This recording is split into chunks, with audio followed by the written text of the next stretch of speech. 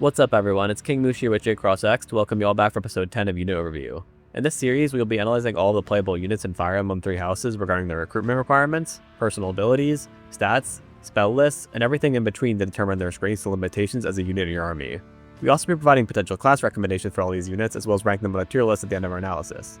These videos are generally gameplay focused, so we do our best to avoid story spoilers, but we always advise you to watch with discretion anyways. If you haven't played 3 houses yet, we highly recommend that you do.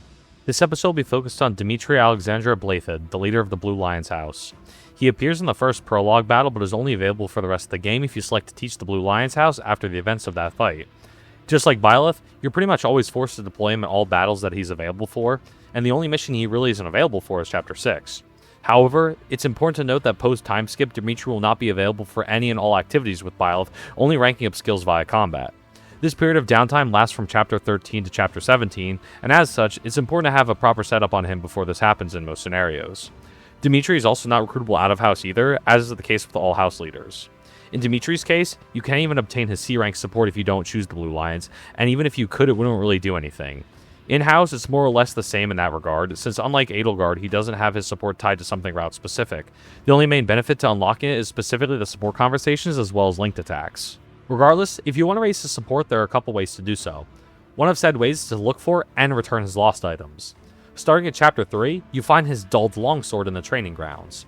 Later in Chapter 6, you'll be able to locate his black leather gloves that are also found in the training grounds. Lastly, by Chapter 10, Dimitri's final lost item, the training logbook, can be found in the Knight's Hall. He also has a fair amount of light gifts that you can give him to raise his support.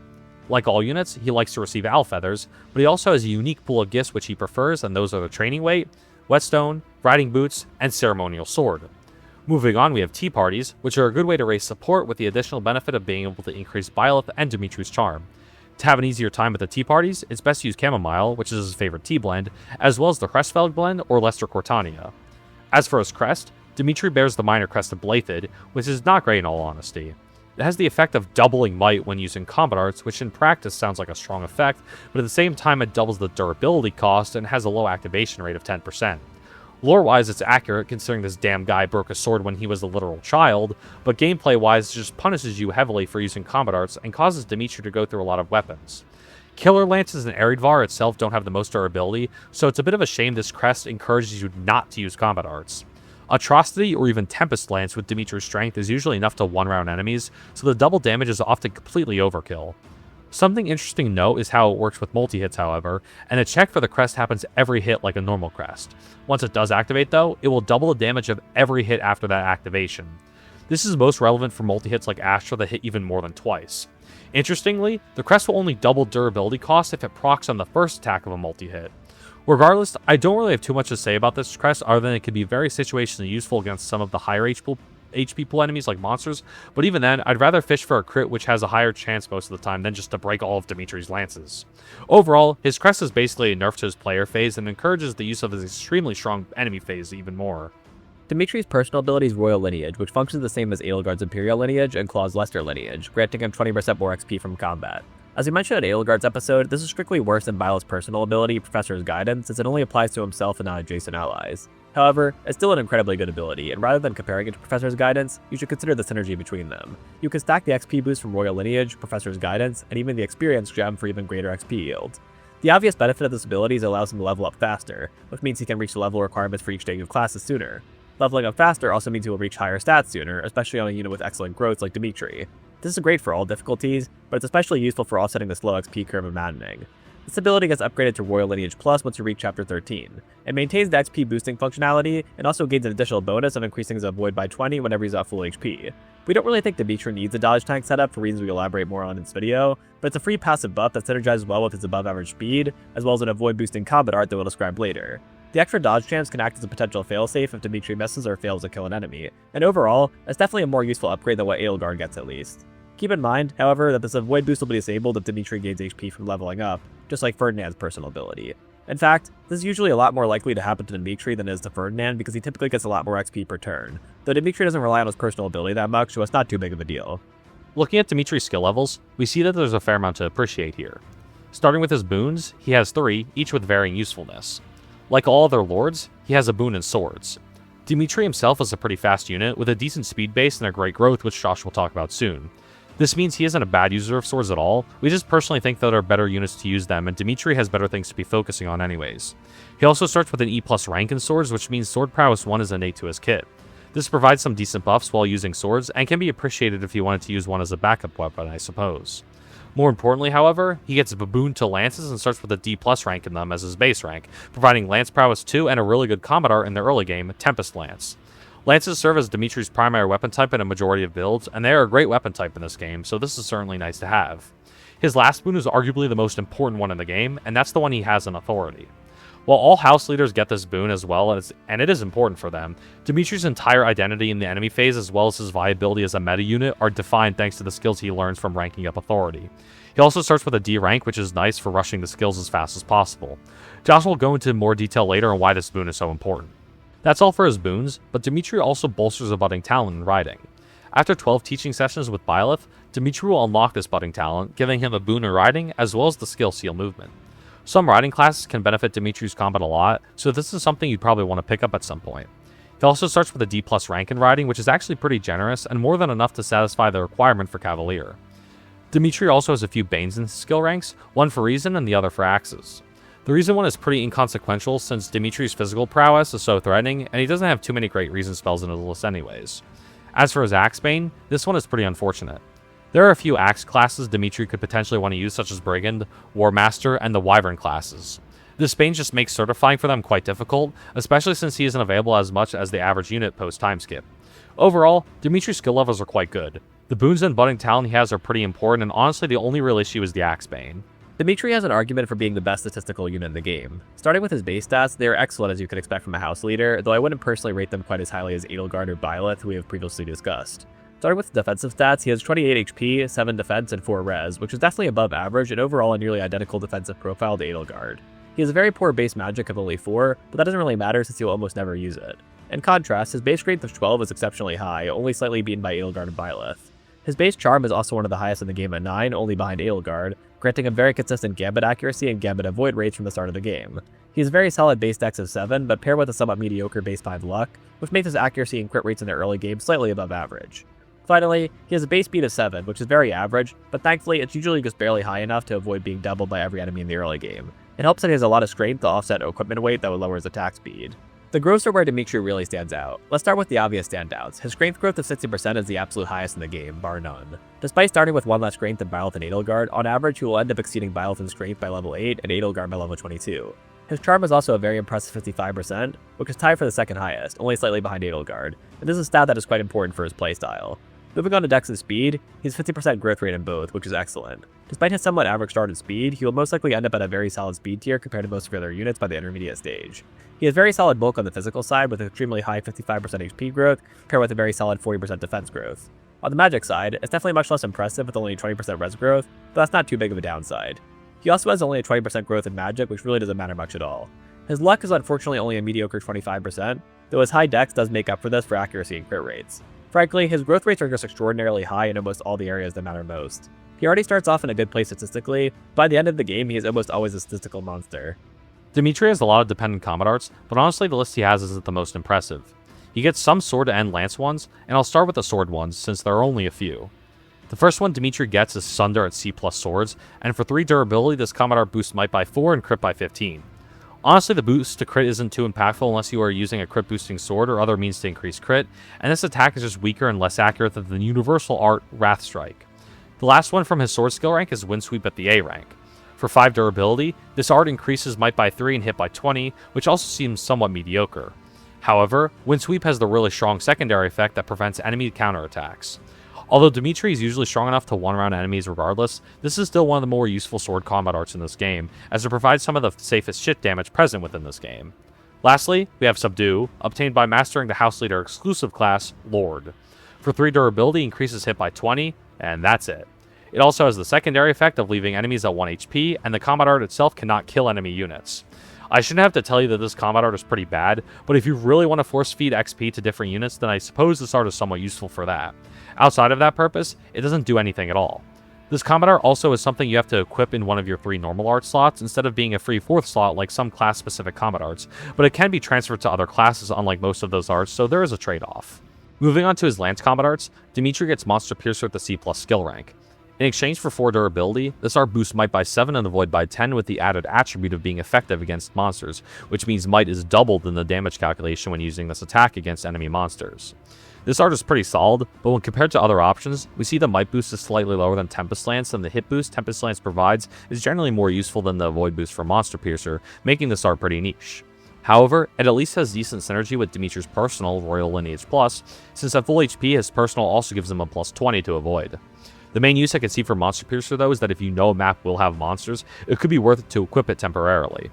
One art that I don't see being particularly useful though is Glowing Ember. The art costs 4 durability and only has an increase of 2 might.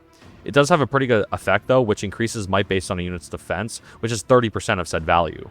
By the late game, this means it could potentially be doing slightly more damage than Tempest Lance, since Dimitri's defense growth is solid, but it's nothing too crazy and it's not as reliable as Tempest Lance. Dimitri has a few more lance arts, one of which originates from his second personal class, Great Lord. This art is Paraceline, which for 3 durability boosts Might by 10, Avoid by 10, and also has an additional effect of making the unit move back 1 tile after use, similar to the brawling combat art Fading Blow. Honestly, this art is decent and is probably better than the list of lance combat arts that I got before. Similarly to Monster Piercer, Paraceline's Avoid boost can stack somewhat well with Dimitri's upgraded personal. The attack also has some technical applications too, with the added effect of moving 1 tile back after use, but overall this art isn't that impactful even if it looks very cool. Additionally, while Great Lord is by no means his worst class, you do have to master it to pick up this art, and there are generally just better options. At the very least, it doesn't take up a combat art slot if you are using the Great Lord class, but it can't be transferred to something else unfortunately. Lastly, Dimitri gets his signature relic combat art, Atrocity, after Rodrigue gives him Arid Bar at the end of chapter 15. This combat art is an absolute nuke and basically a lance version of War Master Strike, providing 15 might, 20 hit, and has the insanely strong property of doing effective damage against all foes, which again doubles the might in the damage calculation. It only costs 4 durability, but of course this is coming off of a relic which has very limited uses before it needs repair.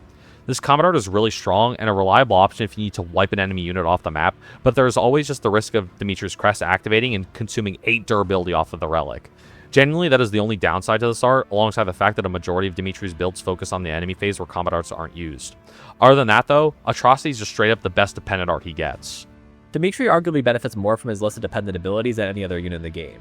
Let's start with the ability he unlocks from his riding building talent, Seal Movement. This activates whenever a unit damages an enemy, in player phase or enemy phase. The enemy that you damage will receive a -1 penalty to movement for a full turn after combat ends. This is definitely more useful in mounted classes because you could attack an enemy and then use Kanto to escape their range now that their movement is reduced, so it makes your hit and run tactics more effective against stronger enemies.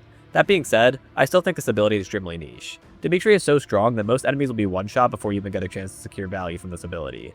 I would also like to mention some abilities he gets from class masteries. Upon mastering Lord, an intermediate class which only 3 house leaders can certify for, you will gain the ability Resistance +2, which obviously increases your unit's res stat by 2 when equipped. I would highly recommend against using this ability unless you really don't have anything better. Even if it was a beginner class mastery ability, it would already be worse than the other stat boosting abilities, so for an intermediate class master it is extremely mediocre. Like the other house leaders, Dimitri will also unlock the ability Pomp and Circumstance by mastering the exclusive class he automatically is certified for after the time skip, which in his case is the High Lord class. This ability grants +4 to both Luck and Charm. I wouldn't say this is a top tier ability, but Dimitri is probably the best user of it out of 3 house leaders.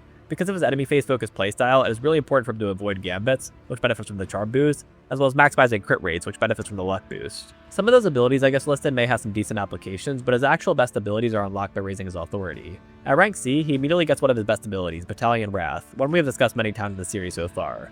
It activates only when your battalion endurance is at or below 1/3 of his maximum endurance. When the ability is active and an enemy initiates combat with you, you receive a flat +50 boost to crit. While this doesn't work on player phase, alongside other crit boosters like battalions and killer weaponry, this can make Dimitri able to consistently crit every enemy who attacks him during the enemy phase. Moving on, at rank C+, he gets Model Leader, which doubles the XP that battalions earn. This can be good to equip for a little while or try to level up battalion, but they get to max level pretty quickly, so it's not exactly going to be a mainstay in your builds. At rank A, he gets the other one of his best abilities, Battalion Vantage. It is the same activation condition as Battalion Wrath, requiring an enemy to initiate combat with you while your endurance is at or below the 1/3 threshold.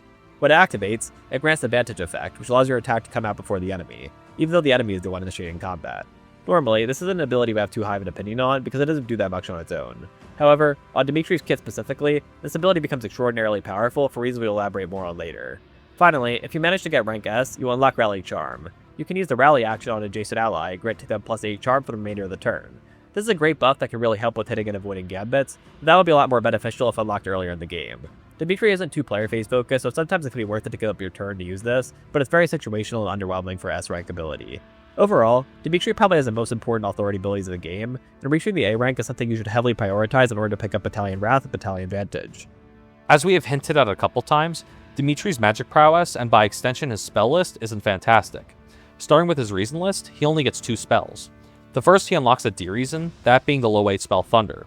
It's a decent spell, having 4 might which is above average, but it only has 8 uses, 80% hit, and is slightly heavier at 4 weight. It has a small chance to crit at 5, but honestly I believe that consistency is more important early on and spells like Fire and Wind are superior. However, at C rank reason, Dimitri gets Thoron, which is a really nice spell. Its the next spell present within the Thunder line, supplemented with more might and crit, being 9 and 10 respectively. It only has 4 uses though, and its accuracy is unfortunately even worse at 75%. However, the main appeal of this spell is the increased range, being able to hit enemies at a range of 3 tiles away instead of the normal 2. This allows for a lot safer chip damage at a distance and can help pick off high valuable targets. As for his Faith spell list, he has a decent amount of spells in it. As per usual, Dimitri has the default heal and Nosferatu spells at D and D plus Faith ranks respectively, just like all other units. This provides Dimitri with basic healing and white magic damage with restorative properties. A rank later, Dimitri unlocks Recover at C Faith. This spell is an enhanced version of heal, bolstering increased might while still requiring adjacency. It only has half as many uses as well, coming with 5 spell casts. Overall, the spell is fine, especially on a unit who doesn't have high as magic as some other units, but it doesn't offer anything too unique in the grand scheme of things. Dimitri has 1 more spell, all the way at A rank Faith, where he unlocks the offensive white magic spell, Aura. This spell is interesting. It has pretty low might for a penultimate spell at 12, but it does have a fair amount of uses at 3. The main appeal is the 20 to crit that the spell has, making it one of the higher crit rate spells in this game. Unfortunately, the spell has a pretty poor accuracy though, being a 70% hit. I can't really recommend this spell in good conscience, considering that the hit is pretty bad along with the fact that it isn't the highest of might, especially coming off of Dimitri's subpar magic. Overall, it's not like his magic or by extension his spell list is the worst in the world, but it's not ideal when Dimitri's physical stats are just considerably better and some of his best classes don't allow spellcasting.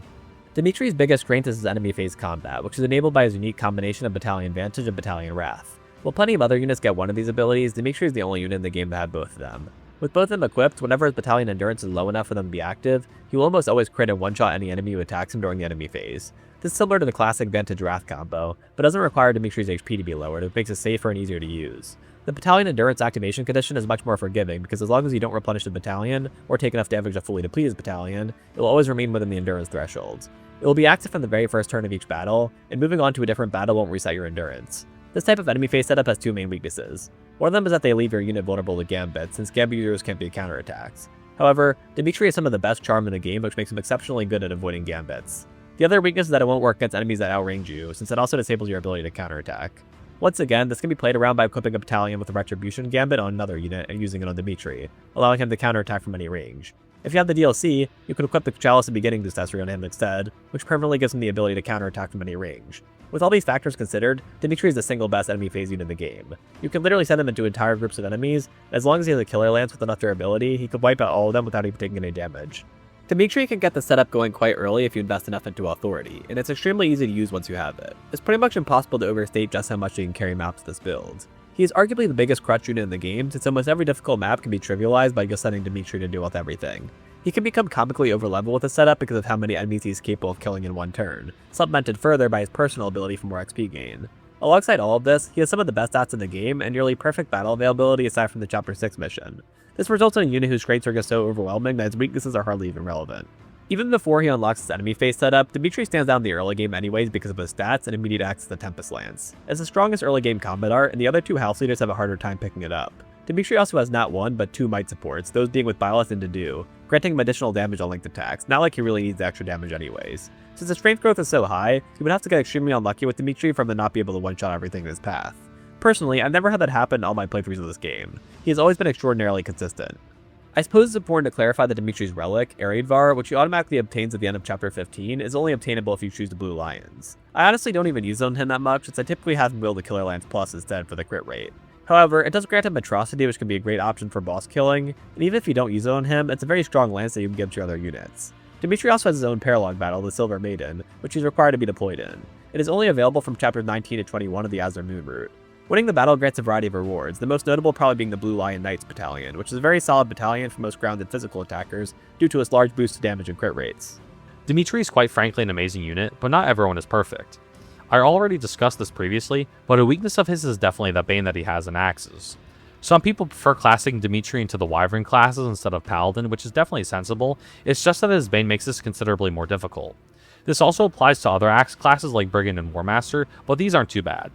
While Deathblow is definitely good for a time, it's useless in the enemy phase, so will eventually be phased out of his build, even if you should pick it up early on if you can. As for Warmaster, it's definitely not bad for Dimitri, but not something you really have to push for realistically at all. One weakness that I find more annoying than anything too detrimental is his Crest. While the Crest of Blaiddyd does allow him to use Atrocity and prevent damage while using Hero's Relics, it also puts his weapons in jeopardy of breaking a lot faster. Generally, Dimitri's combat art selection, while decent, isn't anything too groundbreaking, and combined with his Crest, this just encourages him to be an enemy phaser more than he already was. As for other weaknesses, Dimitri being unavailable for a decent duration in the Monastery post-timeskip is really detrimental, especially if you haven't finished grinding specific skill ranks on him. Speaking of those specific skill ranks, as good as the combination of Battalion Wrath advantages from his Authority skill list, it's not completely foolproof. He can die easily if he misses, fails to land a crit, gets hit by an unlucky gambit, or even something random like Miracle happens. Honestly though, these are pretty uncommon problems, and by the point you have this combination set up, you'll have more than enough Divine Pulses to mitigate any turns with really bad RNG. There's one last weakness we can think of for Dimitri, and it's a pretty bad one though. In Azure Moon, hunting by daybreak with Dimitri is a mission that is generally one of the hardest ones in the game. I won't go into too much detail for spoiler-related reasons, but the main reason for this mission being so difficult is the fact that Dimitri has one of two things happen to him. One, he gets a brand new battalion automatically equipped at full endurance, completely removing the enemy phase setup if you already had it ready to go. Two, he automatically gets reclassed into High Lord, which is an infantry class generally inferior to options you could have given to him at this point, with only 5 move and such a restrictive mission too. As such, what was already a hard mission becomes even more difficult thanks to these nerfs that are basically thrust onto him randomly, since you can't reclass him until the mission is over. Honestly though, despite having a fair amount of weaknesses, it's really difficult to outweigh how good Dimitri's stats are alongside his enemy phase capabilities, so these weaknesses aren't too bad in practice. When discussing beginner class options for Dimitri, I generally think that all 3 of the physical options, Soldier, Myrmidon, and Fighter, have their merits. Soldier and Myrmidon are both lower investment options due to Dimitri's starting ranks on lances and swords, with Soldier specifically being a completely free certification. The free certification is really the main benefit of Soldier, allowing you to invest in other things like his authority instead. As for the masteries, Defense plus 2 isn't bad, but is less useful than the other 2 stat boosting abilities I'll be discussing. It also grants reposition, which in contrast, is easily the best in the positional combat arts. However, I don't think it's as useful in Dimitri as it would be on most units. Dimitri is so powerful that using his turn to help another unit's positioning is pretty situational. Therefore, I don't factor in the positional combat arts too much into my decision. As for Myrmidon, it's not free, but it's still a very easy certification. The mastery ability is speed plus 2, which can bring Dimitri's average base speed into a more comfortable speed tier, which can be helpful for a while I wait for his speed to naturally grow. Finally, there is Fighter, which is the one I recommend on almost every physical unit, and on Dimitri it's still the one I typically go with. The downside is that it's definitely the highest investment option of the 3, since Dimitri starts with the E rank at axes, bows, and brawling. That being said, I typically rush his bow rank at the beginning of the game anyways for curve shot and the archer certification, so the early investment isn't too much of a factor for me. The main reason I picked this class is for its mastery ability, Strength plus 2, which is a very consistent damage buff that applies to both player phase and enemy phase, and can therefore stay in his build for a long time. Overall, Dimitri would be totally fine in any of those 3 classes, so feel free to pick whichever one you want based on your own preferences. As for intermediate classes, the one that I believe is the most important for Dimitri is Archer. It is a pretty good combat class because of the extra tile and bow range it grants, but the main appeal is its mastery ability, Hit plus 20. Dimitri really doesn't need much to boost his kill power. The most important thing is for him to actually hit his attack, because if he misses while using his enemy phase setup, it is often a death sentence. Hit plus 20 provides a very significant spike to reliability in the early game and can maintain relevancy in his build for literally the entire game. Since Dimitri is only neutral in bows, it does take a decent amount of investment to certify for, but I do believe that it's worthwhile, especially since you could pick up Kershaw along the way. The other very important class for him during the stage is Cavalier. It is by far his best combat class due to its access to Canto and 7 move while mounted. This gives him a noticeable power spike available as early as level 10 that makes the difficult maps much more manageable. It's also extremely easy to certify for. Dimitri nearly meets the requirements for this class with his base ranks, only needing a little bit of lance investment to guarantee certification. Those are the main 2 classes that we highly recommend for every player to certify into, but there are 2 others we want to discuss. The Lord class, as we mentioned before in this video, is only available to the 3 house leaders, and it's not something we usually recommend. However, Dimitri arguably benefits from this class more than Edelgard or Claude because of the boost to authority XP that it grants. If you do a lot of auxiliary battles, using this class can generally make a difference on how early you can unlock Battalion Vantage. That being said, this class is pretty underwhelming in almost every other aspect, so I recommend reclassing to Cavalier for any difficult maps. Finally, we have to mention Brigand, a class we almost always recommend during this section because of its mastery ability, Deathblow.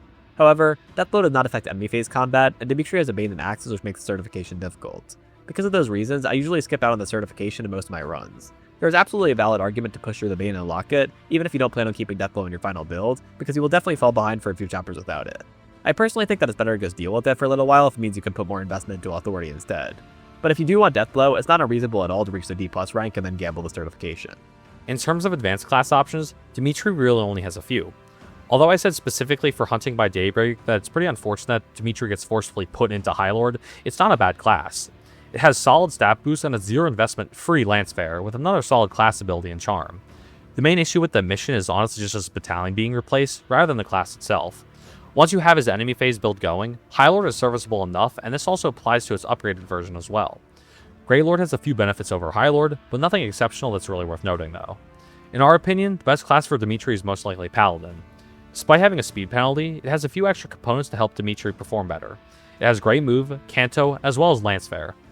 The movement serves to help Dimitri get into the fray as quickly as you can, while also attracting the attention of as many enemy units as possible for him to plow through. To be honest, that's all he really needs. As Josh said, Dimitri's builds in the late game aren't exactly complicated, and his class is unironically not that important given that his abilities and stats just carry him as a unit. If you can push past his annoying Axebane, then forgoing Lancefare to certify into Wyvern Rider and acquiring Flight isn't a bad trade-off too. The main point against this, aside the Bane, is just that flying for Dimitri isn't as impactful as it would be for other units in different routes, since Azurmoon is generally pretty cavalry friendly. Honestly, don't have too many other classes to recommend, since there really aren't too many Lance classes in the advanced stage too. This also applies to the Master stage. Going back to the flying classes, we have Wyvern Lord. Compared to Wyvern Rider, this class is considerably harder to reach, so I could understand if Wyvern Enjoyer stopped at Rider rather than pushing for Lord. If you can push for it though, Wyvern Lord has some of the most broken stat boosts in the game, which can help make up for the absence of Lancefare. A move with Flight also ensures that you have some of the best positional flexibility in the game for the angry nuking man. As for classes with Lancefare, we have Grey Knight. This is another riding class that has good move as well as great bulk, but this is one I just simply can't recommend since it's already one of the harder classes to push for in this game, so adding an Axebane on top of that just makes it even worse. If you do manage to reach it though, it does provide some solid prod tanking and a bit of a safety net if you do get bad RNG during the enemy phase. The main point I want to make in the latter half of the class recommendation is that if you want to run something on Dimitri, you just straight up can, assuming you are defaulting to using his enemy phase build. Even if you aren't, Dimitri's stats are ridiculous and it's kind of hard to have a bad Dimitri build, so honestly, if you want to go for something, just feel free to try it out. As for Dimitri's tier placement, there is no doubt that we're putting him in the S+ tier right next to Edelgard. I might have to be careful about putting the two of them so close together. I feel like that could end up starting a war or something. Anyways, although the weaknesses that Jeff discussed are totally valid, I don't think that any of them are nearly enough to drag down Dimitri from his status as a game-breaking unit. Like I said, he's just so easy to use and he makes most of the difficult maps so much easier. Edelgard may arguably be a little bit better, but we think that they are definitely both the best of their respective roles, with Edelgard being the best player phase unit and Dimitri being the best enemy phase unit. As for build recommendations, I know there are all sorts of fun builds people have for Dimitri like dodge tank setups and other things like that, but for the sake of this video, I'm going to focus on his most simple but arguably most effective builds. It is based around ensuring the consistency of his Battalion Vantage Wrath combo. It honestly doesn't really matter what class you run this build on for the most part. I typically run it on Paladin, but it could very easily work on Great Lord or any other class really. If any of you have more creative ideas or other suggestions, please leave your builds in the comments below. Anyways, obviously the first two ability slots are going to be filled up by Battalion Vantage and Battalion Wrath. After that, I think the most important thing is to maximize the accuracy, so I typically use both Lance Prowess 5 and Hit Plus 20 all the way until the end of the game. As for the last slot, you can go with a lot of things, including abilities to boost your damage output like Strength Plus 2, Lancefare if you can reach S+ Lances, or even Deathblow if we're going for more of a dual phase setup. That being said, I don't think Dimitri really needs extra damage. My main pick for this slot is usually Movement Plus 1. The extra mobility allows him to traverse the map quicker and position more flexibly to aggro more enemies. However, this ability is more difficult to obtain if you're not taking down the cavalry class path. So another great option is Lance Crit Plus 10, which can be very useful if you're not consistently getting 100% crit rates without it. Overall, the most important thing for Dimitri is definitely to build around his Battalion Vantage Wrath combo, because it's the most unique and powerful aspect of his kit. But aside from those two abilities themselves, you can really pair whatever other abilities you want with them to fit your playstyle. That's about all we have to say about Dimitri. If you enjoyed the video or have any thoughts of your own, please leave a like and make sure to comment. I also recommend checking the description if you're not already subscribed to both of our channels. If you're following our Persona overview series, the next episode will be released on Saturday on Jeff's channel. As for this series, stay tuned for the next episode of Unit Overview, which is about the next member of the Blue Lions house, the Dude Molinaro, on my channel next Tuesday. Thanks for watching. I'll destroy you! See you in the eternal flames.